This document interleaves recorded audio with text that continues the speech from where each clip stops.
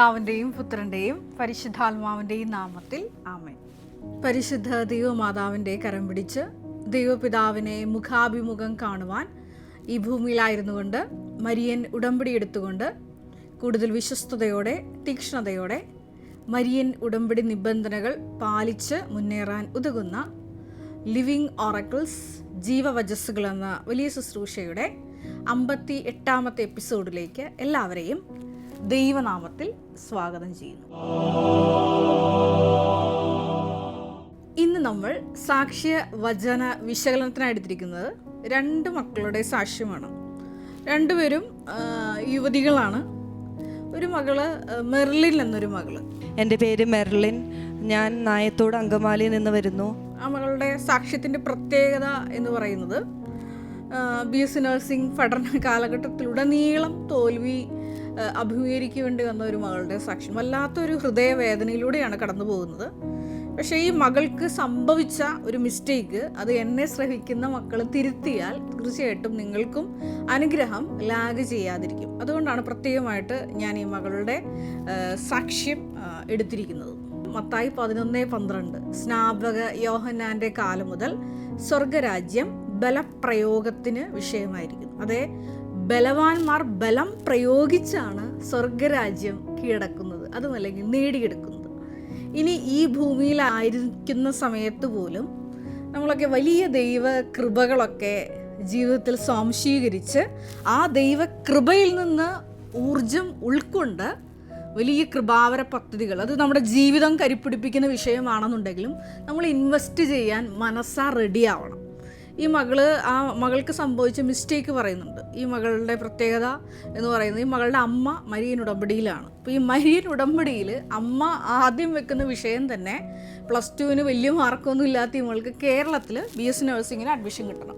നിങ്ങൾക്ക് എല്ലാവർക്കും അറിയാവുന്ന പോലെ 90% മാർക്ക് മുകളിലുണ്ടെങ്കിൽ മാത്രമേ ഉള്ളൂ കേരളത്തിൽ മെറിറ്റിൽ അഡ്മിഷൻ കിട്ടത്തുള്ളൂ. അപ്പോൾ ഈ മകളുടെ അമ്മ മരിയൻ ഉടമ്പടി എടുത്തതിൻ്റെ യോഗ്യതയാൽ ഈ മകൾക്ക് NRI സീറ്റിൽ മെഡിക്കൽ ട്രസ്റ്റ് ആശുപത്രി, എറണാകുളത്തുള്ള ആശുപത്രിയിൽ നഴ്സിംഗ് പഠിക്കാൻ അഡ്മിഷൻ കിട്ടുന്നു. പക്ഷേ ചെന്നപ്പോൾ മുതൽ പ്രശ്നങ്ങൾ ആരംഭിക്കുകയാണ്. ഈ മകളുടെ കൂടെ ഒരുപാട് കോമ്പറ്റീറ്റീവായിട്ട് പഠിക്കുന്ന മക്കളാണുള്ളത്. അപ്പോൾ ആദ്യ വർഷം മുതൽ ഈ മകളിങ്ങനെ പരാജയം നേരിട്ട് ഇങ്ങനെ വന്നുകൊണ്ടിരിക്കുകയാണ്. അവസാനം പരാജയം കൊടുമുടി ഏറിയപ്പോൾ ബഹുമാനപ്പെട്ട VP ജോസഫ് അച്ഛനെ കണ്ടു. അന്നേരം അച്ഛൻ എൻ്റെ അടുത്ത് പറഞ്ഞു, മമ്മിയുടെ ഉടമ്പടി മാറ്റി മോൾ ഉടമ്പടി എടുക്കാൻ പറഞ്ഞു. കാരണം നമ്മുടെ കാനൻ ലോ പ്രകാരം 14 വയസ്സാണ് ഒരു അഡൾട്ടിൻ്റെ ഏജ്. നമ്മുടെ ഇന്ത്യയെ സംബന്ധിച്ചിടത്തോളം നമ്മൾ 18 എന്ന് പറയുമെങ്കിലും നമ്മുടെ കാനൻ ലോ, കാത്തലിക് ചേർച്ച് ലോയിൽ പറയുന്ന ഒരു പ്രായപൂർത്തിയാകുന്ന ഒരു സമയം എന്ന് പറയുന്നത് 14 വയസ്സാണ്. അപ്പോൾ ബഹുമാനപ്പെട്ട VP ജോസഫ് അച്ഛൻ എപ്പോഴും പറയാറുണ്ട്, 10ാം ക്ലാസ് കഴിഞ്ഞ് കഴിഞ്ഞാൽ, അതായത് 14 വയസ്സ് കഴിഞ്ഞ മക്കൾ, ഇപ്പോഴത്തെ മക്കളുടെ ഇൻ്റലക്ച്വൽ ഡെവലപ്മെൻറ്റൊക്കെ നിങ്ങൾക്കറിയാം, ഒരുപാട് ജനറേഷനൊക്കെ വളർന്നു. നമ്മുടെയൊക്കെ മക്കൾ നമുക്കറിയാം, നമ്മുടെയൊക്കെ തലമുറ, ഇപ്പോഴത്തെ തലമുറ ഒരുപാട് ഈ ടെക്നോളജിയൊക്കെ വളർന്നത് കാരണം ഈ 10 വയസ്സിൻ്റെ ഉള്ള ഒരു കുഞ്ഞിന് ഇത്രയും എക്സ്പോഷർ ഉള്ളത് കാരണം 20 വയസ്സിൻ്റെ ഒരു നോളജ് ഈ മക്കൾക്കുണ്ട്. അതുകൊണ്ട് തന്നെ ബഹുമാനപ്പെട്ട അച്ഛൻ എപ്പോഴും പറയാറുണ്ട്, 14 വയസ്സ് കഴിഞ്ഞ മക്കൾ തന്നെ നിങ്ങൾ ഉടമ്പടിയിൽ എടുക്കണം. കാരണം ഇപ്പോഴത്തെ ഒരു പ്രത്യേകത എന്ന് പറയുന്നത് ഒരു മൈഗ്രേഷൻ തലമുറയാണ് നമ്മുടെ കേരളത്തിൽ കാണുന്നത്. ഒരുപാട് മക്കളാണ് 10ാം ക്ലാസ് പഠനം കഴിയുമ്പോൾ, അതുമല്ലെങ്കിൽ ഒരു +2 പഠനം കഴിയുമ്പോൾ വിദേശ രാജ്യങ്ങളിലേക്ക് മൈഗ്രേറ്റ് ചെയ്യുന്നത്, പഠന സംബന്ധമായിട്ടും മറ്റ് മാതാപിതാക്കളുടെ ജോലി സംബന്ധമായിട്ടും ഒക്കെ മൈഗ്രേറ്റ് ചെയ്യുന്നത്.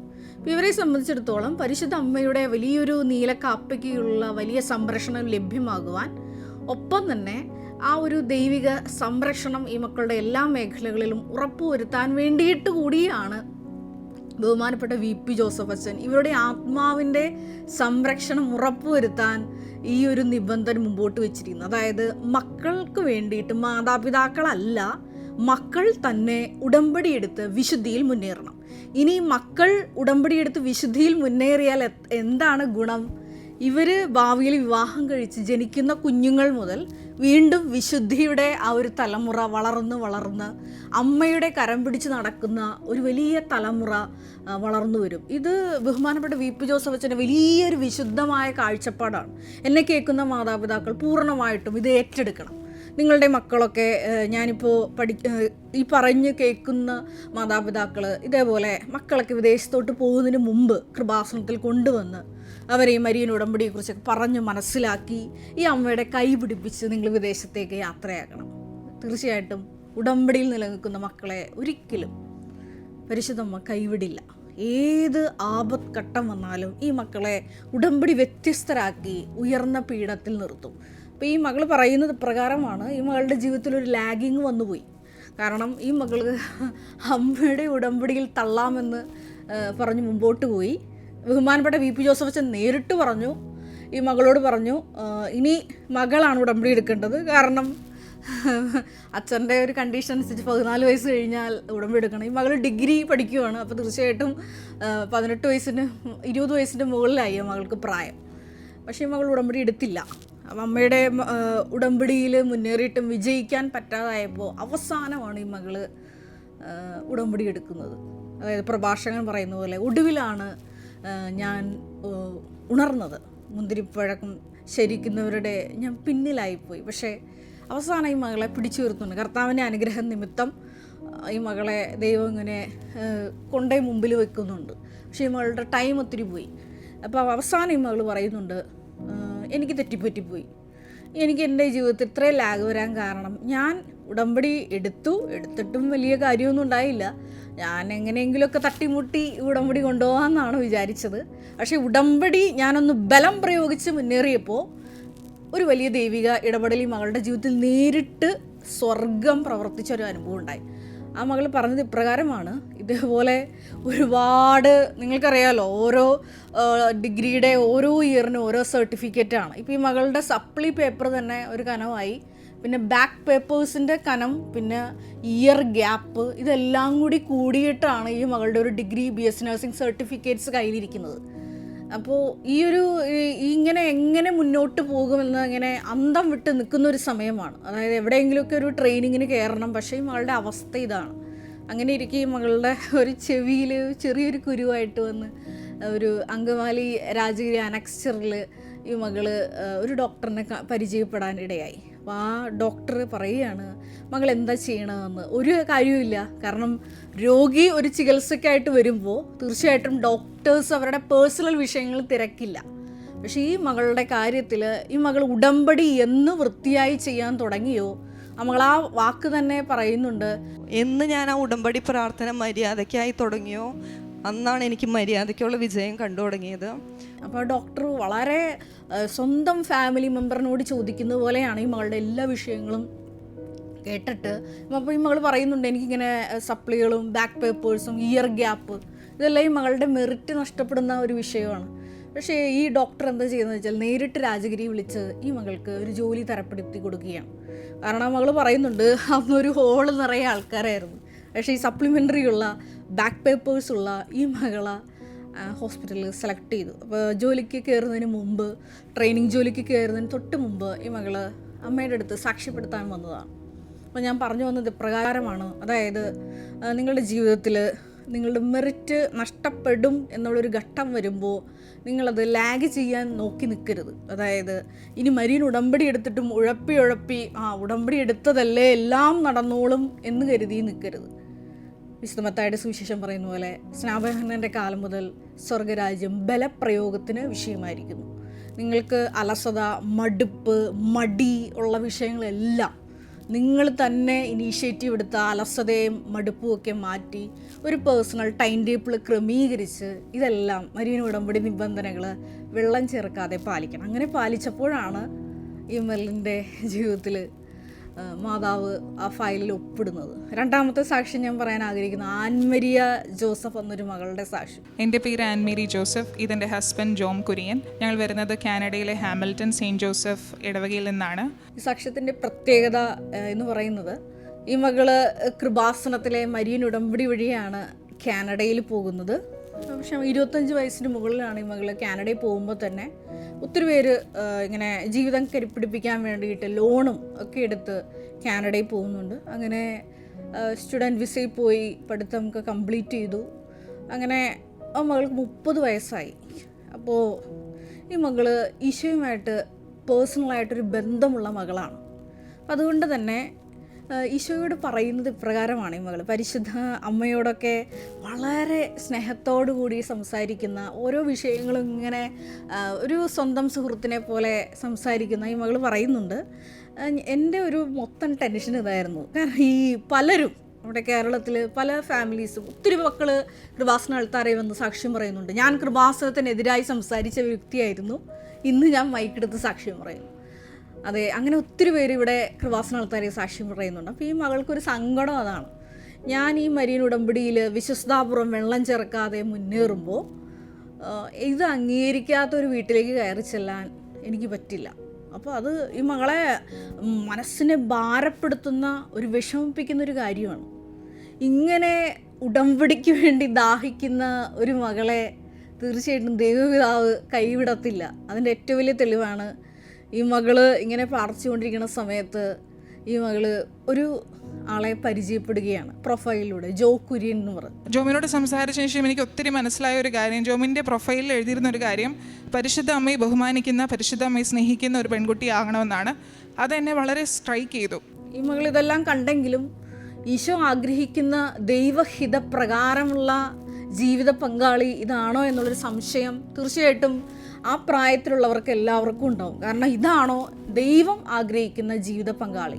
ഇതിനെപ്പറ്റി ഈ മകള് നിത്യാരാധന ചാപ്പലിൽ പ്രാർത്ഥിച്ചുകൊണ്ടിരിക്കുകയാണ്. നമുക്കറിയാം മരിയൻ ഉടമ്പടിയുടെ വലിയൊരു സ്വഭാവമാണ്, നീ നടക്കേണ്ട വഴി നിൻ്റെ മുഖത്തു നോക്കി ഞാൻ ഉപദേശിക്കും. 32-ാം സങ്കീർത്തനം 8-ാം തിരുവചനം.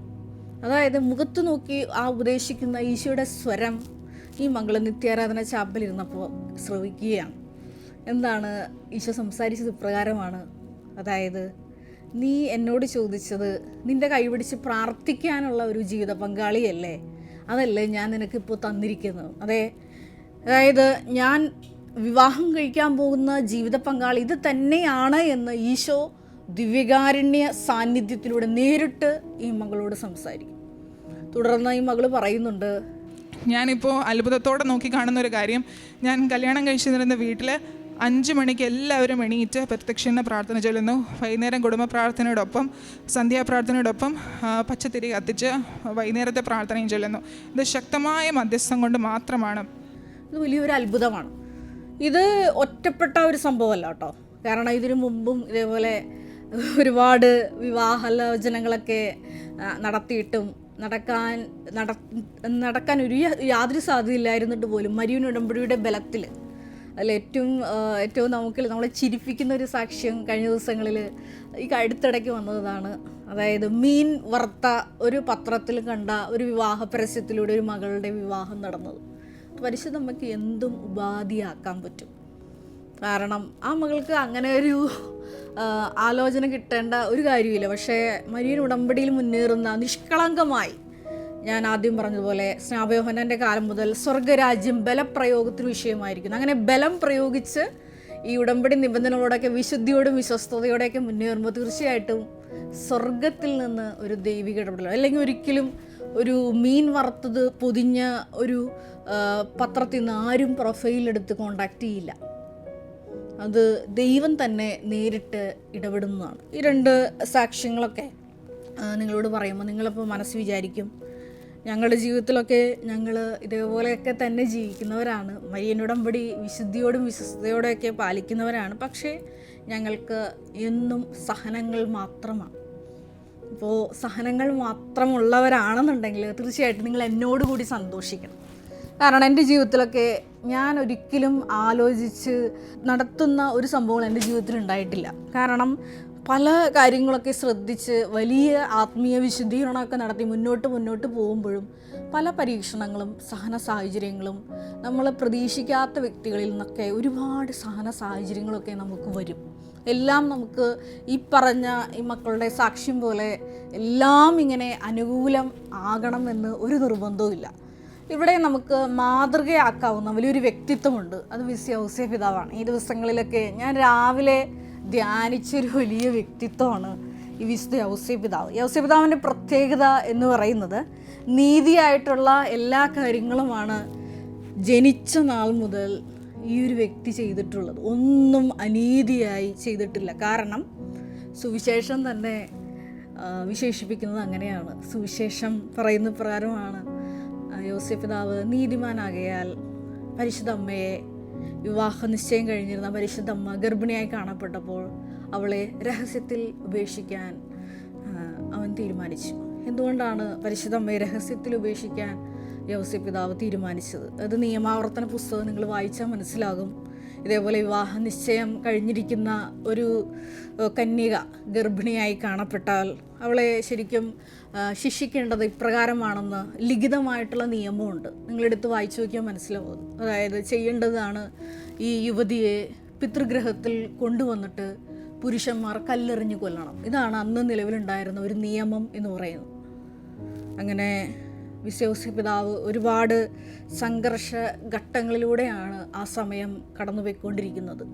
അപ്പോൾ ഇങ്ങനൊരു തിന്മ തൻ്റെ പ്രതിശ്രുത വധുവിന് സംഭവിക്കാതിരിക്കാൻ വേണ്ടിയിട്ട് ഈ യോസേഫ് പിതാവ് വലിയൊരു തീരുമാനം എടുക്കുന്നത് രഹസ്യത്തിൽ ഉപേക്ഷിക്കാൻ തീരുമാനിക്കുകയാണ്. കാരണം രഹസ്യത്തിൽ ഉപേക്ഷിച്ച് കഴിഞ്ഞാൽ ഇങ്ങനെ ഒരു വാർത്ത തൻ്റെ ചെവിയിലെത്തത്തില്ല. അപ്പോൾ അങ്ങനെ ഒരു തീരുമാനമാണ് യോസേഫ് പിതാവ് എടുക്കുന്നത്. ഇതിനെപ്പറ്റി ഞാൻ വീണ്ടും ഇങ്ങനെ ധ്യാനിച്ചു കൊണ്ടിരുന്നപ്പോൾ എൻ്റെ മനസ്സിലോട്ട് പരിശുദ്ധാത്മാവ് തന്ന ചിന്ത ഇതാണ്: സ്വർഗം നിങ്ങളെ വിശുദ്ധീകരിക്കാൻ ആഗ്രഹിക്കുന്നുണ്ടെങ്കിൽ നിങ്ങൾ ജീവിതത്തിൽ എത്ര നീതിയായിട്ടുള്ളത് പ്രവർത്തിച്ചാലും ഒരുപാട് അനീതികൾ, സഹന സാഹചര്യങ്ങൾ നിങ്ങളെ കാത്തിരിപ്പുണ്ടാവും. ഏത് മൂലയിൽ ചെന്നാലും നിങ്ങളെ തേടി വരും. അത് എൻ്റെ ജീവിതത്തിൽ ഞാൻ അനുഭവിച്ചേക്കുന്നതുകൊണ്ട് എനിക്ക് വൃത്തിയായിട്ടറിയാം. അതായത് സ്വർഗം നിങ്ങളെ വിശുദ്ധീകരിക്കാൻ ഉദ്ദേശിച്ചിട്ടുണ്ടെങ്കിൽ, അതായത് സ്വന്തം ദൈവപിതാവിൻ്റെ സ്വന്തം ദൈവ പൈതലാക്കാൻ ഉദ്ദേശിച്ചിട്ടുണ്ടെങ്കിൽ തീർച്ചയായിട്ടും ഈശോ കടന്നുപോയ അതേ സഹന വഴി, കുരിശിൻ്റെ വഴി, അത് നിങ്ങൾ എടുത്തേ മതിയാവും. കാരണം കൂടാതെയാണ് ഈശോയെ അവർ കുരിശിൽ തറച്ചത്. കാരണം കൂടാതെയാണ് ഈശോയെ യഹൂദന്മാർ വെറുത്തത്, അവനെ കുരിശുമരണത്തിന് ഏൽപ്പിച്ചു കൊടുത്തത്.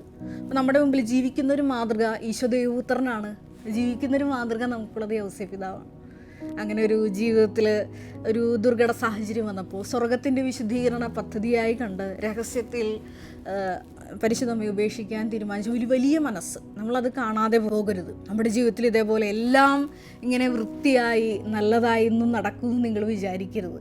സ്വർഗം, ഞാൻ വീണ്ടും അത് പറയാൻ ഉദ്ദേശിക്കുകയാണ്, സ്വർഗം നിങ്ങളെ വിശുദ്ധീകരിക്കാൻ, സ്വന്തമാക്കാൻ, അവിടുത്തെ സ്വന്തം പൈതലായി സ്വീകരിക്കാൻ തീരുമാനിച്ചിട്ടുണ്ടെങ്കിൽ നിങ്ങൾ എത്ര നീതിയായിട്ടുള്ളത് പ്രവർത്തിച്ചാലും, എത്ര സുരക്ഷിതമായിട്ട് നിങ്ങൾ ആധ്യാത്മിക പക്വതയിലൂടെ മുന്നേറിയാലും സഹനങ്ങൾ എല്ലാ വഴികളിലും നിങ്ങളെ കാത്തിരിപ്പുണ്ടാവും. അവിടെ യോസേഫ് പിതാവിൻ്റെ മാതൃക നമുക്ക് പിൻചെല്ലാം. ഒപ്പം തന്നെ പരിശുദ്ധ അമ്മ നമുക്ക് കാണിച്ചു തന്ന വലിയൊരു മാതൃകയുണ്ട്. എല്ലാം ഹൃദയത്തിൽ സംഗ്രഹിക്കുന്ന, ദൈവപിതാവിനെ ഏൽപ്പിക്കുന്ന, അവിടുത്തെ ഹിതം മാത്രം നിറവേറട്ടെ എന്ന് എപ്പോഴും പ്രാർത്ഥിക്കുന്ന പരിശുദ്ധ അമ്മയുടെ ആധ്യാത്മിക നടപടി. ഈ ഒരു പ്രത്യേക എപ്പിസോഡിലൂടെ ഞാൻ നിങ്ങളോട് പറയാൻ ആഗ്രഹിച്ചത് 2 ജീവിത സാക്ഷ്യങ്ങളാണ്, മെർലിനും ആൻഡ് മെരിയും. 2 വ്യത്യസ്തമായ സാക്ഷ്യം. ഒന്നാമത്തെ സാക്ഷിയിലൂടെ ഞാൻ നിങ്ങളോട് പറയാൻ ആഗ്രഹിച്ചത് സ്നാപയോഹന്നാൻ്റെ കാലം മുതൽ സ്വർഗരാജ്യം അത് ബലപ്രയോഗത്തിന് വിഷയമായിരിക്കുന്നു. 2ാമത്തെ സാക്ഷ്യത്തിലൂടെ ഞാൻ നിങ്ങളോട് പറയാൻ ആഗ്രഹിച്ച ഒരു തിരുവചനം ഇതാണ്. 63-ാം സങ്കീർത്തനം 8-ാം തിരുവചനം. എൻ്റെ ആത്മാവ് അങ്ങയോട് ഒട്ടിച്ചേർന്നിരിക്കുന്നു, അങ്ങയുടെ വലതുകൈ എന്നെ താങ്ങി നിർത്തുന്നു. അതെ, ആത്മാവ് ദൈവത്തോട് ഒട്ടിച്ചേർന്നിരിക്കുമ്പോൾ തീർച്ചയായിട്ടും ദൈവത്തിൻ്റെ ആ കൈയായിരിക്കും നിങ്ങളെ താങ്ങി നിർത്തുന്നത്.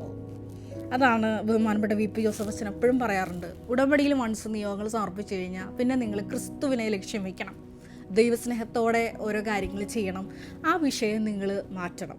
വിഷയങ്ങൾ നിങ്ങൾ ഓറിയൻറ്റ് ചെയ്യരുത്. കാരണം അത് ദൈവത്തിന് ഓൾറെഡി ഏൽപ്പിച്ചേക്കുന്നതാണ്. ദൈവത്തിനെ ഏൽപ്പിച്ചു കഴിഞ്ഞാൽ, നമുക്ക് വിശ്വാസമുള്ള ഒരു വ്യക്തിനെ നമ്മളൊരു കാര്യം ഏൽപ്പിച്ചു കഴിഞ്ഞാൽ വീണ്ടും ആ വ്യക്തിയെ നമ്മൾ ഓർമ്മപ്പെടുത്തില്ല. കാരണം ദൈവത്തിന് മറവിരോഗമൊന്നുമില്ലല്ലോ. അപ്പോൾ അതുകൊണ്ട് അതും പരിശുദ്ധ അമ്മയുടെ മധ്യസ്ഥതയിലാണ് മരിയൻ ഉടമ്പടി എടുക്കുന്നത്. അതുകൊണ്ട് തന്നെ നമ്മൾ എപ്പോഴും നിലവിളിച്ച് നമ്മുടെ നിയോഗങ്ങൾ പറഞ്ഞ് ദൈവത്തെ ബുദ്ധിമുട്ടിക്കേണ്ട കാര്യമൊന്നുമില്ല. ദൈവം എല്ലാം നന്നായി ചെയ്യും. അതെ, സുവിശേഷകൻ പറഞ്ഞു വയ്ക്കുന്ന വലിയൊരു വാക്കാണ്, അവിടുന്ന് എല്ലാം നന്നായി ചെയ്യുന്നു. മർക്കോസിൻ്റെ 37-ാം തിരുവചനത്തിൽ നമ്മളത് വായിക്കുന്നുണ്ട്. അതെ, ഈശോ എല്ലാം നന്നായി ചെയ്യും. നമുക്കൊരു നിമിഷം കണ്ണുകളടയ്ക്കാം. സ്നേഹം മാത്രമായ ദൈവമേ, ഈ ഒരു എപ്പിസോഡിലൂടെ ഞങ്ങളെ ഒരുപാട് കാര്യങ്ങൾ പഠിപ്പിക്കുകയായിരുന്നു. വിശ്വസേബിൻ്റെ പിതാവിൻ്റെ ജീവിതത്തിൽ അനീതിയായിട്ടുള്ള കാര്യങ്ങൾ സംഭവിച്ചപ്പോൾ സ്വർഗീയ വിശുദ്ധീകരണത്തിന് നിന്ന് കൊടുത്തപ്പോൾ വലിയ പ്രവചന പൂർത്തീകരണങ്ങൾ തിരുകുടുംബത്തിലുണ്ടായതുപോലെ തന്നെ ഞങ്ങളുടെ ജീവിതത്തിലും ഒരുപാട് സഹന സാഹചര്യങ്ങളിലൂടെ കടന്നു പോകുമ്പോൾ ഉടമ്പടിയിൽ തീക്ഷ്ണതയോടെ മുന്നേറുവാൻ, തീക്ഷ്ണതയിൽ മാന്ദ്യം കൂടാതെ പ്രാർത്ഥിക്കുവാൻ, ഉടമ്പടി നിബന്ധനകൾ വിശ്വസ്തതാപൂലം പാലിക്കുവാനുള്ള പ്രത്യേക അഭിഷേകം ഞങ്ങൾക്ക് ഈ എപ്പിസോഡിലൂടെ നൽകണമേ എന്ന് പ്രാർത്ഥിക്കുന്നു. കർത്താവായ ക്രിസ്തു വഴി ഞങ്ങൾ സമർപ്പിക്കുന്ന പ്രാർത്ഥന കേട്ടുകൊള്ളണമേ. Ave Maria. നമ്മുടെ കൃപാസനം പ്രത്യക്ഷീകരണ സന്നിധാനത്തിൽ ബഹുമാനപ്പെട്ട VP ജോസഫ് അച്ഛനോടൊപ്പം സമർപ്പിതരായി ശുശ്രൂഷ ചെയ്യാൻ ആഗ്രഹിക്കുന്ന സഹോദരങ്ങൾ, ഏറെ പ്രത്യേകമായിട്ട് +2 ഡിഗ്രി പാസ്സായ മക്കളുണ്ടെങ്കിൽ തീർച്ചയായിട്ടും താഴെ കാണുന്ന ഇമെയിൽ അഡ്രസ്സിൽ കോൺടാക്റ്റ് ചെയ്യുക. നിങ്ങളുടെ CV അയയ്ക്കുക. തീർച്ചയായിട്ടും പരിശുദ്ധ അമ്മയുടെ പ്രത്യക്ഷീകരണത്തിന് സാക്ഷികളായി ജീവിക്കുവാൻ നിങ്ങൾക്കൊരു ആന്തരിക ബോധ്യം, അതുമല്ലെങ്കിൽ ദൈവപിതാവ് നിങ്ങളെ വിളിക്കുന്നു എന്ന് നിങ്ങൾക്ക് ബോധ്യപ്പെടുന്നുണ്ടെങ്കിൽ തീർച്ചയായിട്ടും ഞങ്ങളെ കോൺടാക്റ്റ് ചെയ്യുക. എല്ലാവരെയും ദൈവം അനുഗ്രഹിക്കട്ടെ.